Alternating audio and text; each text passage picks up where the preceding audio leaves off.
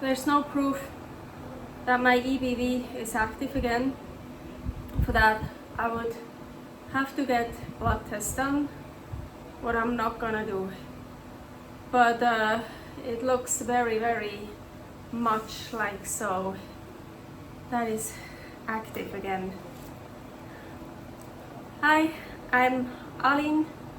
I'm currently living a nomad life, and if I'm not sick, it's super fun. Right now, I'm in Montenegro, and I had pituitary gland surgery to get a tumor out 3 years ago at UCFS, but they missed a second tumor. So this year, 2024, in April, I got Gammamesser-Radiochirurgie radiosurgery in Istanbul, Turkey, and since then I'm living a nomad life to recover and to save money to pay back debts from my first surgery and to have enough money for upcoming health issues that hopefully won't come up. But my problem right now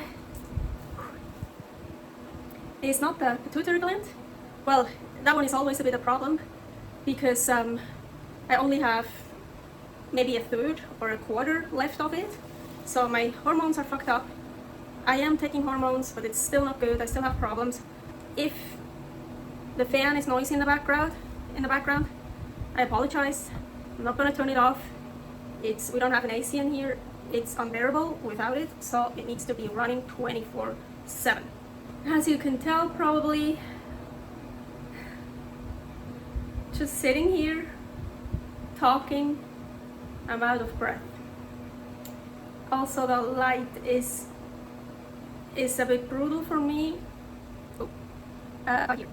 Okay, so the obvious, I'm not very good. I'm much better than the last 3-4 days. Otherwise I couldn't do this video. Oh fuck, but it's hard. It's just exhausting. EBV. Years ago I made a video about EBV, CFS and mono. I think here is the video for that. I'm not gonna go into details what exactly EBV, mono and CFS is. I think nobody really knows exactly. There is no cure for it. Yeah, how do I know my EBV is active? I don't have proof because I didn't get my blood drawn, but I'm so exhausted just sitting here talking. I can barely get up and get something. I can barely go to the bathroom. It happens sometimes that Paul has to help me to actually get to the bathroom, or more often to get back. I can't make it back anymore. I'm like right here. I'm standing here. The bed, you can see, is here, and I can't make it to the bed. I was like go around, and I don't fall down, but my body gives up. I'm just slowly, like, I can try to show you. So when it's really bad, let's say I was in the bathroom there, and I come back, and what I wanna do is just walk around here and get on the bed. But I think that happened 2 days ago, where I was here. Of course, I'm like, and I just try to get, or even on the bed here, and I can't. My legs just won't. So I'm just like,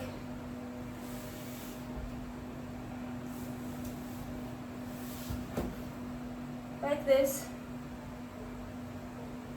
I can't anymore. I just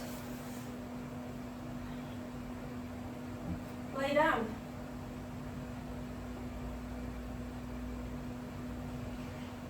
Right on the spot. I can't make a step anymore.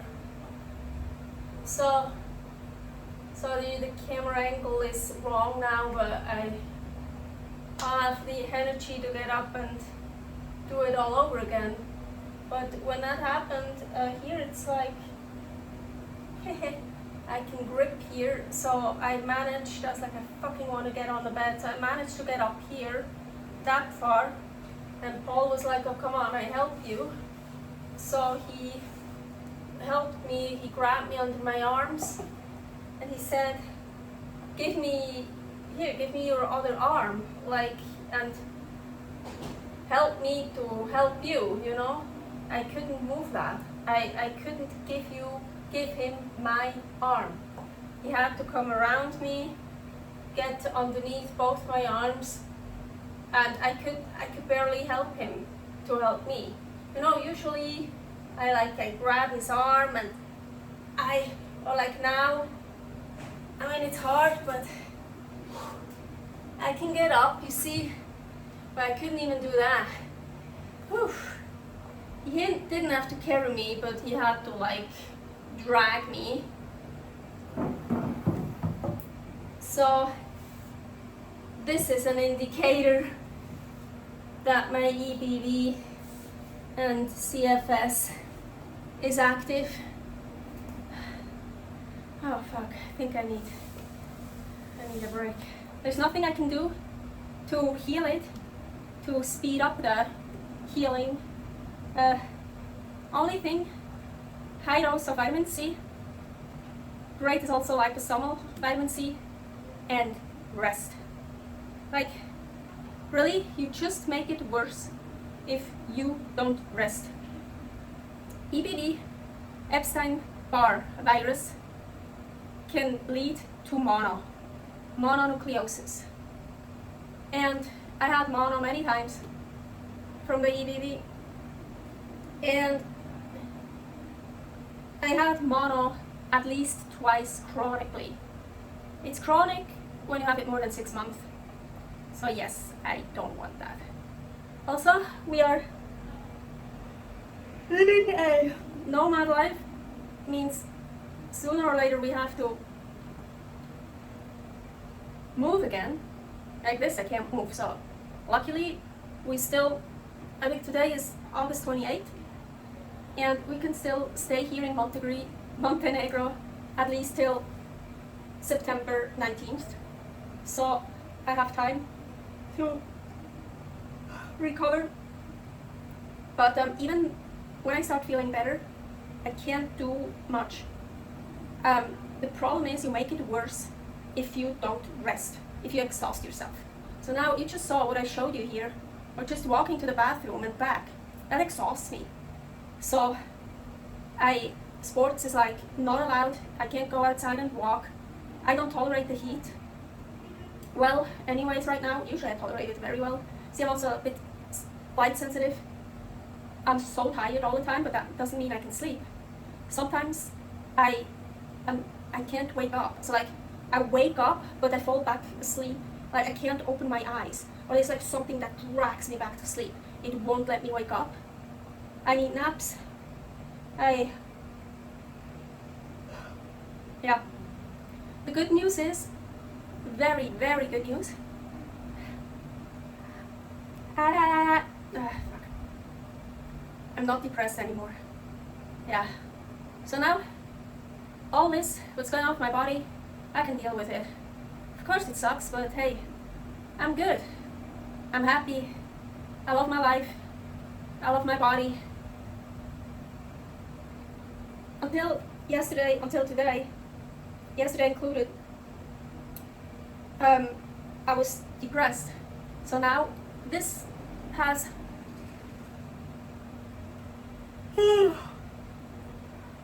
nothing to do with, everyone is different. With me, the depression has nothing to do with the EBV, the CFS.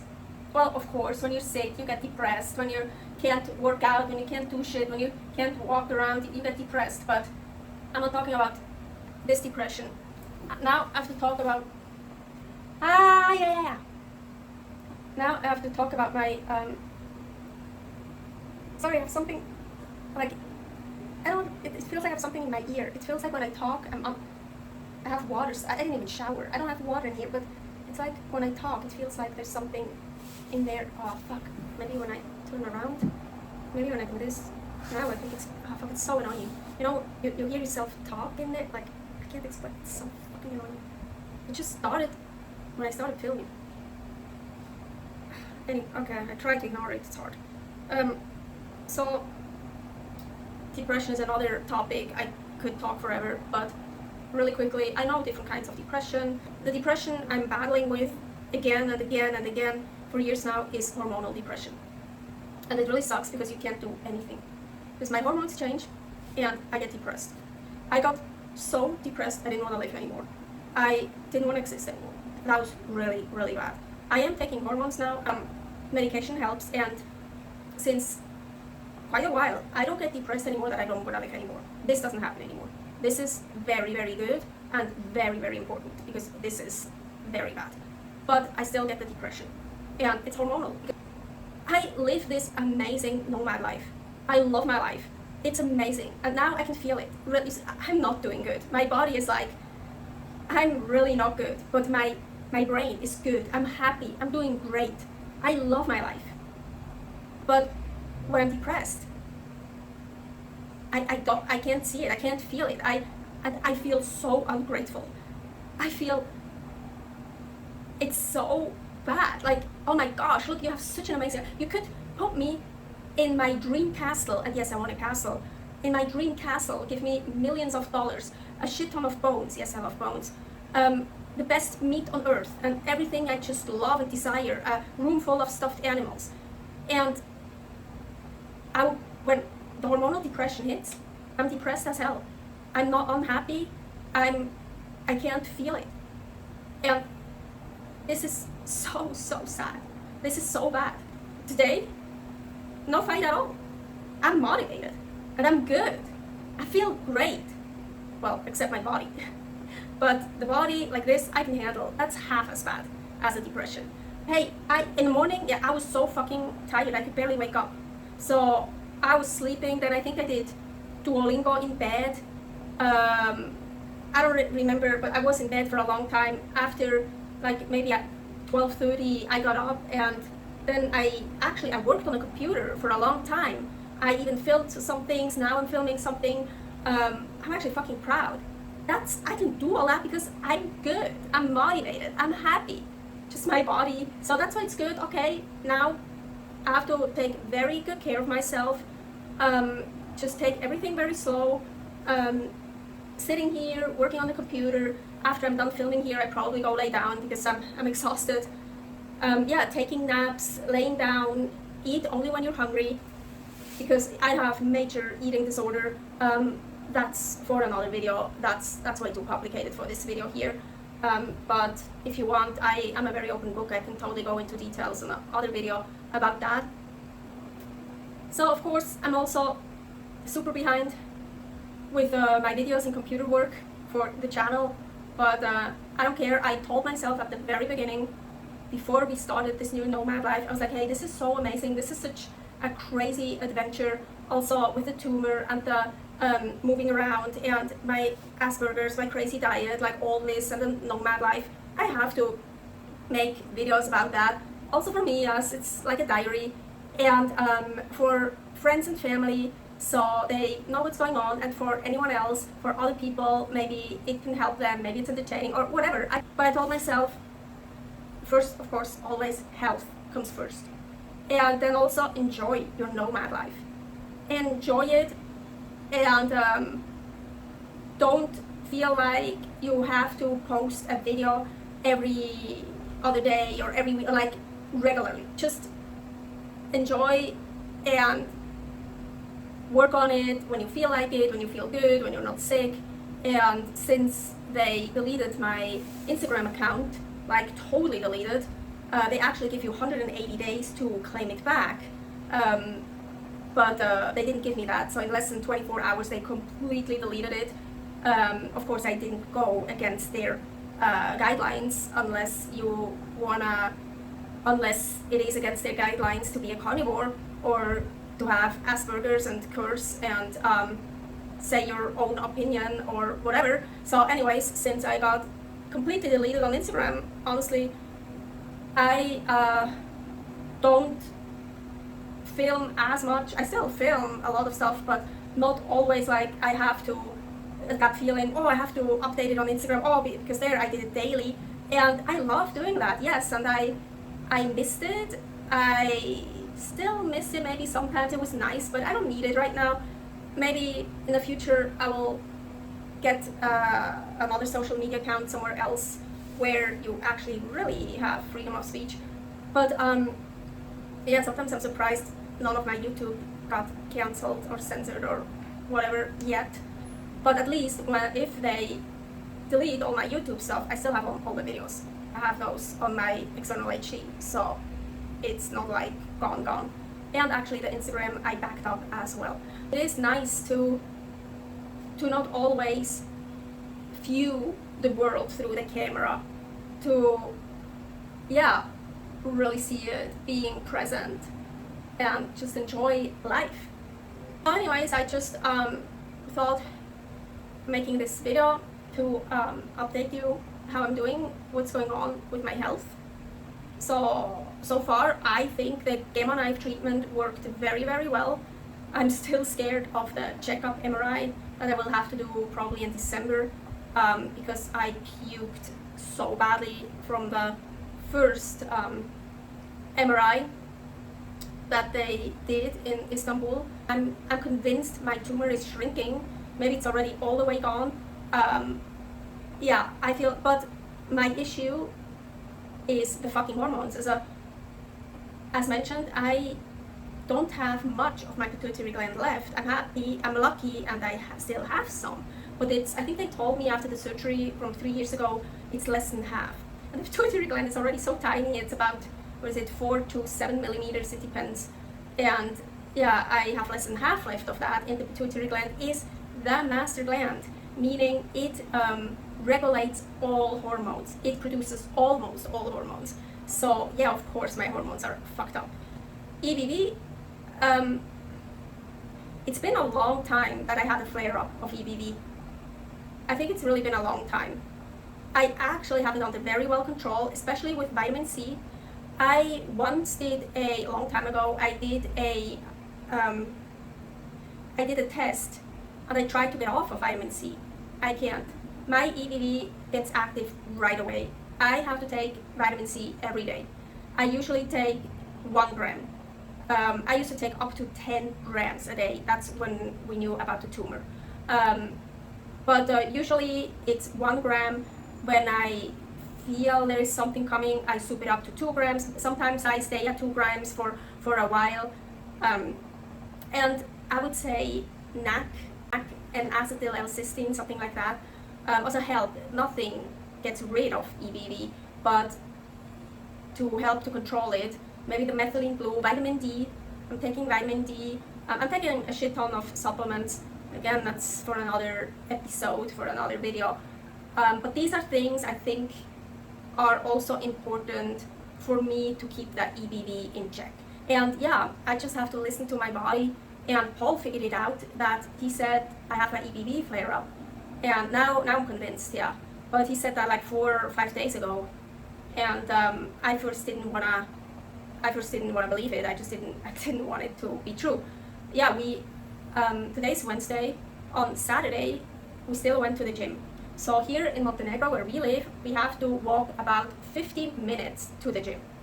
And in the heat, in like a lot of sun, so we get there all sweaty, and then we train for 1 to 2 hours, stretching included, and then we walk back while also doing our groceries shopping. So we went to the gym like 2 days on, 1 day off, 2 days on, 1 day off, kinda, but to get there. So on Saturday, we went to the gym the last time, and I did well in the morning, all normal, but when we were almost at the gym, maybe 5 minutes before we were there, we could basically already see it. Suddenly I wasn't good. Suddenly I had to sit down, and I just felt weak and dizzy, a bit nauseous, but very weak. When I made it to the gym, I I have that sometimes, that I just don't feel good and then it vanishes and then it's good. Or a lot of times, unfortunately, I feel really bad, nauseous and weak and dizzy and like puking, and then I go to the bathroom and I poop and then I'm good. So there's something going on there. A lot of times I have that. So we went to the gym and it didn't get better, but I was like, okay, hey, I'm at the gym, okay, let's try. So I had leg day, of course. I went on a seated leg press, and I was like, first I was like, I fucking can. Paul helped me, and usually I take 190 pounds. So actually more than 190, but you know, I feel weak, so I put it at 190. Oh, no way. Okay, 170. No way. Okay, so I was like, fuck. So I put it at 50. Usually I take more than 190. So I put that thing in the 50 weight. I couldn't even do that. I was like, Paul, something is wrong. This is not normal.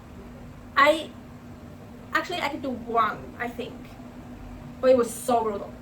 I was like, okay, come on, let's do a second one. So I did push, so like this, and then I was like, Paul, you need to hold me, I can't go back. Well, yeah, going back is usually the easy part, but I couldn't because I was so motion sick.